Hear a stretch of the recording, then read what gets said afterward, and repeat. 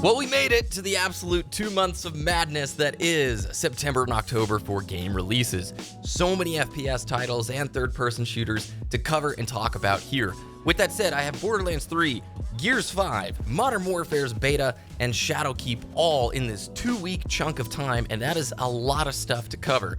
I do want to talk about my opinions with Gears 5 in this video. We'll be talking about Borderlands 3 in just a few days, and then of course the Modern Warfare beta, and that leads us directly into Shadowkeep. This channel mainly focuses on the FPS titles, but every once in a while a third-person shooter makes its way in here, and Gears is no exception. Longtime Halo players definitely know Gears, and I think pretty much most of my Halo buddies have grown up also playing Gears on the side.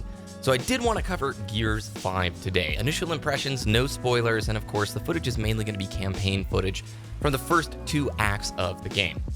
One thing I will note is, if you have never played a Gears game, Gears 5 opens up with the last time on Dragon Ball Z and fills in the story thus far. So Gears 5 absolutely has a strong focus on accessibility when it comes to fostering new players into the series. I think the Coalition put a big focus on trying to get brand new people into Gears. At the same time, they don't really evolve the gameplay loop very much. If you've played Gears 1, 2, 3, then the gameplay loop within 5 is going to be very familiar to you. They've changed a few small things here and there, but for the most part, I think the best way I saw it described is Gears 5 is another iteration rather than an innovation. And for some, that's really awesome, and for others, it might be a bit of a turnoff. For me, the campaign, starting there, is a fun, good story experience, and in co-op, has some really cool narrative techniques that I'm not going to spoil here, that I've never had happen to me in a co-op game, especially not a co-op shooter. Shooter games usually tend to be very vanilla, and they don't take a whole lot of creative risks when it comes to telling a story. Gears 5 actually does some pretty cool innovative things where you may be withholding information from your co-op buddy and they're experiencing something else while you're seeing something completely different, which is pretty cool. The co-op experience has also changed. We're not looking at the 4-man squad, we're going back to 2 people plus your new robo buddy, Jack. And I don't know if that's a pro or a con. I kind of like playing with bigger parties. I like Gears being the squad of 4 and just romping through things. It wasn't a detractor, it just was an interesting choice that I don't know if it paid off in the end. Your 2 main characters, Del and Kate, have fantastic writing. It's a really, I want to say unique narrative, but it's a narrative that goes in a direction that people didn't really expect. However, it's absolutely got the Halo 2 effect, where it's going to conclude right as things are starting to ramp up to the climax point.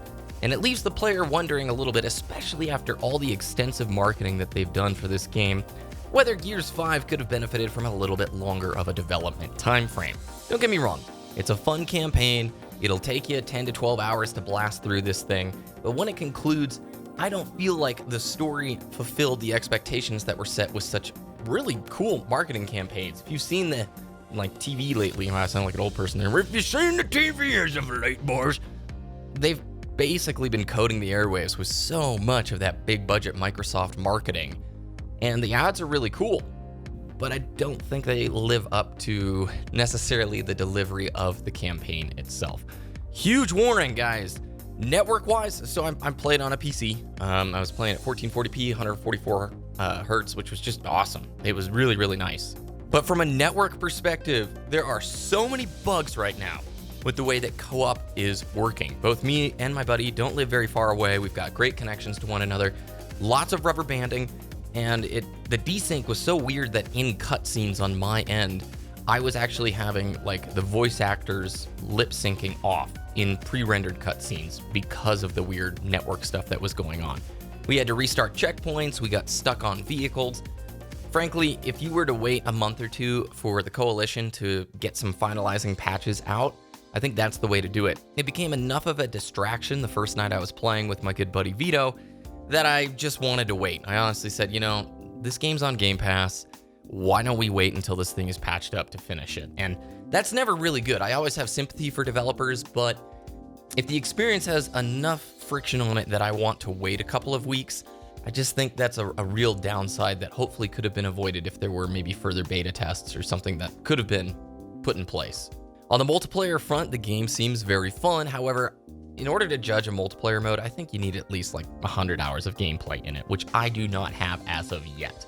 I played a ton of Gears 3, but during the Gears 1 and 2, and of course like Judgment and 4, I was mainly playing other FPS titles. Man, I was digging deep into Halo and Destiny at those times. So I'm not the most experienced when it comes to Gears outside of Gears 3 and Gears 1 multiplayer. From what I've played, it definitely seems fun, and it's cool that it has crossplay available. I will circle back to it being an iteration of the game rather than a giant innovation. It seems like a very safe play. Gears 5 across the board seems like a very safe execution of the Gears formula without taking many new risks. And if you're a longtime Gears fan, that might be a huge victory for you. This is a question we talk about in the Halo community all the time. What is a sacred cow? Like, what can we not change at all from the gameplay loop, and what can we do to make it fresh and new?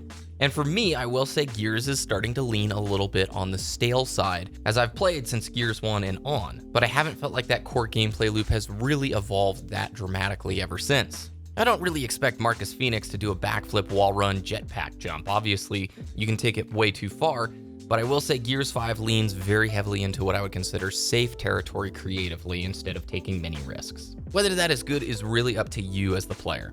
Horde, as always, is where things stand out massively.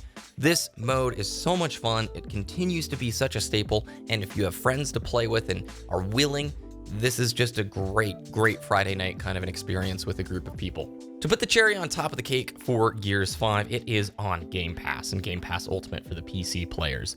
And I don't understand Microsoft's business model with, Game Pass Ultimate, because I almost feel bad playing this game for only $1. If you did the E3 promotion, hopefully I talked about it a bunch on the channel, you did, and you got Game Pass Ultimate for $1, getting to experience this title at such a low cost is really something I have to take into thought when I do these impressions and these reviews, because instead of going to the store and buying a $60 game that you're going to keep and you're going to play for years and years, when it's on the subscription service, whether it be $1 or $15, it really changes how I view the value of games. And it makes it very confusing, because for $1 or $15, I can definitely say it is worth trying Gears 5 if you were a fan of this series before.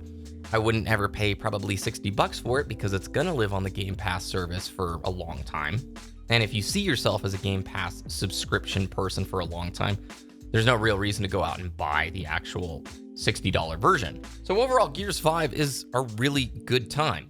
I do think the Coalition need a little bit longer of a development window to continue the story. I don't imagine they expected it to end kind of as abruptly as it does. And certainly the day one and week one performance of matchmaking and online co-op stuff indicates they probably could have used a few more weeks in the oven. But give the game a few patches, maybe give it a few weeks, get a buddy together for a co-op run and some Horde, and there's no way not to have fun with Gears 5 if you enjoy third-person or cover-based shooters. If anything, I do think it plays a little bit too much on the safe side. Gears is getting to the point in its lifespan as a franchise that I would like to see it evolve, but then again, I'm not a diehard Gears multiplayer person who really doesn't want to see that experience altered.